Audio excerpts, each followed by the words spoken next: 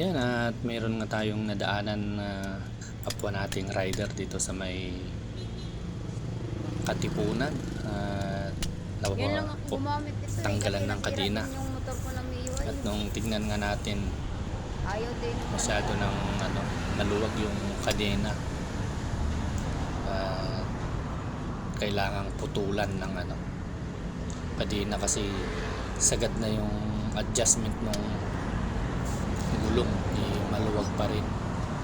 Masyado nang mahaba yung kadena kaya kailangan putulin. At ayan nga, putulin natin kaso stuck up din yung gamit natin na gawa ng matagal na ginagagamit na medyo nag-stuck up, hirap luwagan.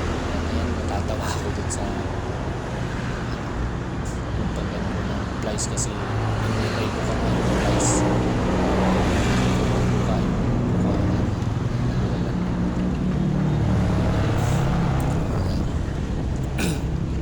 tatanggalan na natin ng isa. Yung mga rider nagtutulungan pag may problema sa motor. At hindi lang ito yung unang pagkakataon na nagamit na natin yung gamit na yan. Kung hindi ako magkamali, pangatlo o pangapat na to na hindi lang natin na bibidyohan. Ayan na, pag pinutulan maluwag pa rin, kaya i-adjust natin ngayon, ilapit natin para at yung swing arm nga ng rider sniper pala to, sniper 150 rin, pinalitan na yung swing arm kaya medyo mahirap yung adjuster ng hindi kagaya stock na madali lang mag-adjust.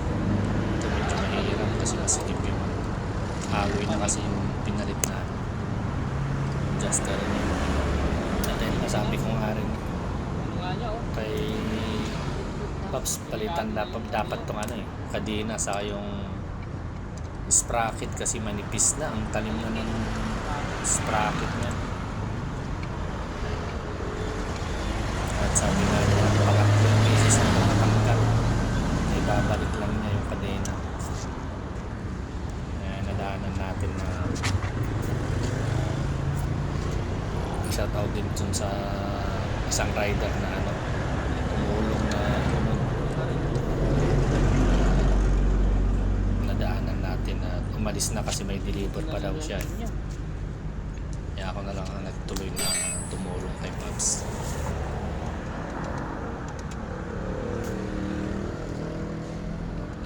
At ang hirap ang nito kasi nga yung swing arm niya, alloy.